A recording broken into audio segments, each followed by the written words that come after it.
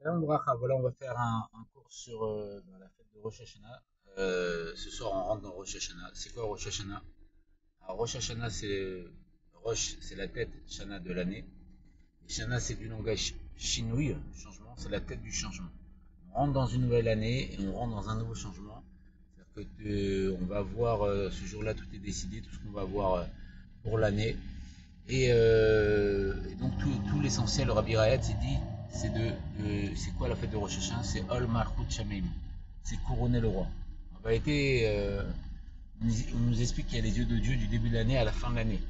Et là-bas, dans les Mamarim, on nous explique, mais pourquoi il n'y a pas marqué les yeux de l'année, les yeux de Dieu du début de l'année, de façon éternelle, pour tout le temps? Pourquoi du début de l'année à la fin de l'année? Parce qu'il y a un moment où Dieu, en vérité, donne la vitalité pour toute l'année. Il y a un moment, c'est Rosh Hashanah, où la vitalité de Dieu, elle est plus plimi,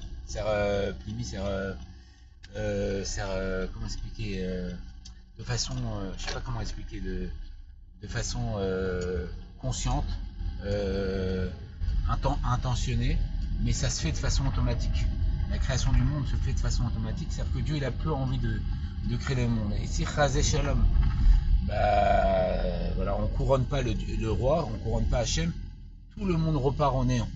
Parce que voilà, si Dieu, tu sais, la Nourazaken nous dit pourquoi Dieu termine Massé Bereshit à chaque instant, il recrée le monde. Parce que d'ici, il ne recrée pas à chaque instant, il peut oublier de créer le monde et tout revient en néant. Et donc c'est le moment où Dieu, il n'a plus envie de créer le monde. Voilà, son envie c'était pour un an. Et à ce moment-là, son envie, elle peut disparaître et Chazal tout repart en néant. Et grâce au son du chauffard, grâce donc le fait de prendre sur soi le Ol Malchut Shamayim, la royauté de Dieu, et ben on régénère l'envie de Dieu de créer le monde. Et donc il redonne son influence pour une année entière, et en augmentant les bontés, etc., parce qu'il se dévoile encore plus. Et comme s'il a une nature Teva, une nature bonne à faire le bien, mais il nous donne encore plus de bien, et c'est qu'en vérité il se dévoile encore plus des Hashem. Et donc c'est grâce au son du chauffard, parce que le son du chauffard c'est comme le cri d'un enfant, et nous on est appelés des enfants de Dieu, qui pleure vers son père et qui lui dit,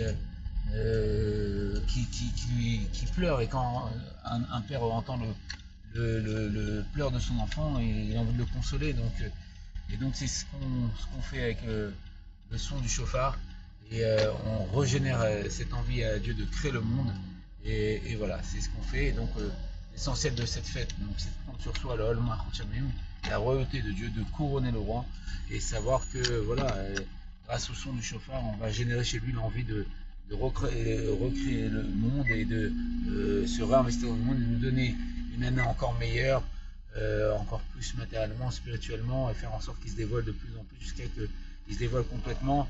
Et l'Onit Kanef Admor, que ton maître se cache plus. On veut dire, on veut voir notre roi, que ce soit dès à présent, qu'on puisse entendre le son de ce qu'on fait. Il y a marqué que tout ce qu'on fait, Dieu le fait. Il se comporte et comme on va sonner du chauffard, que Dieu fasse en sorte de sonner le grand chauffard, le chauffard de la Géoula, et qu'on puisse le voir, en même pas l'espace d'un clin d'œil, et qu'on soit tous sur le Tamidage, avant même la fête de Rosh Hashanah, et que de bonnes choses.